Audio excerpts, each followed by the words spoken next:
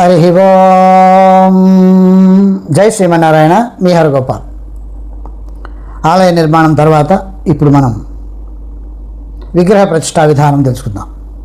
ఆ విగ్రహ ప్రతిష్టలు కూడా ఎలా చేసేవారంటే, శిల్పులు స్థపతుల సూచనల మేరకు కావలసిన దేవతామూర్తుల విగ్రహాలను మలచి చెక్కించి ఆలయం దగ్గరికి తీసుకురావడం జరుగుతుంది. మరి ఆ విగ్రహాల పరిమాణం అంటే ఎత్తు కొలతలు అన్నీ కూడా శిల్పశాస్త్రం ప్రకారం చేసి ఉంటారు. ఆ యొక్క శిల్పశాస్త్రం ప్రకారం చేసినటువంటి విగ్రహాలను తెచ్చినటువంటి ఆ శిల్పులు మొట్టమొదట ధాన్యావాసంలో నివాసం ఏర్పాటు చేస్తారు. కొన్ని రోజులు ఆ స్థపతులు, శిల్పులు, పౌరోహితులు వీళ్ళు చెప్పిన ప్రకారం ఎన్ని రోజులు ధాన్యంలో నిల్వ ఉంచాలనో అన్ని రోజులు ఆ దేవతామూర్తులను నివాసం ఉంచుతారు.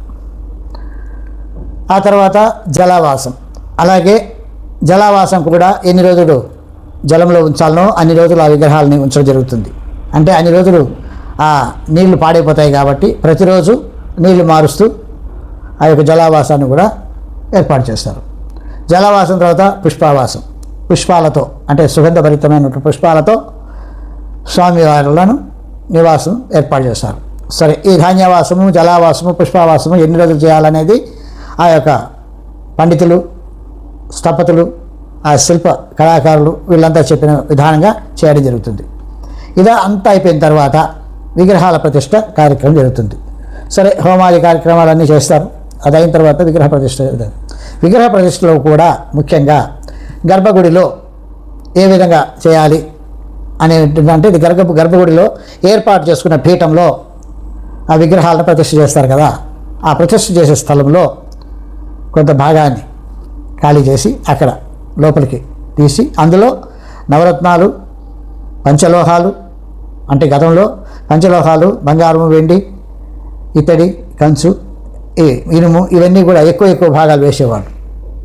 అలా వేసి ఆ తర్వాత అక్కడే భూయంత్రము, వాస్తు యంత్రము, ఆ దేవతామూర్తులకు సంబంధించిన యంత్రాలు, అలాగే జనాకర్షణ యంత్రం లాంటివి, ధనాకర్షణ యంత్రాలు, ఇలాంటి యంత్రాల ప్రతిష్ఠ కూడా చేస్తారు.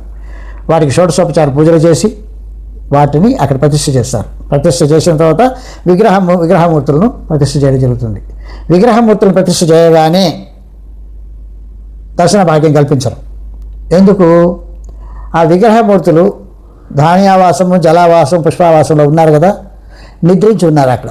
అంటే కళ్ళు మూసుకొనే ఉంటారు. అందులో ఆ యొక్క శక్తి అంతా తెచ్చుకుంటారు. ఆ శక్తి, దేవతామూర్తుల శక్తి భక్తులకు అందజేసేందుకు శిల్పులు తమకు తెలిసినటువంటి ఆ యొక్క పరికరం, తెచ్చుకున్న పరికరంతో ఆ యొక్క దేవతామూర్తులకు కళ్ళు ఓపెన్ చేస్తారు. కళ్ళు ఓపెన్ చేస్తారు.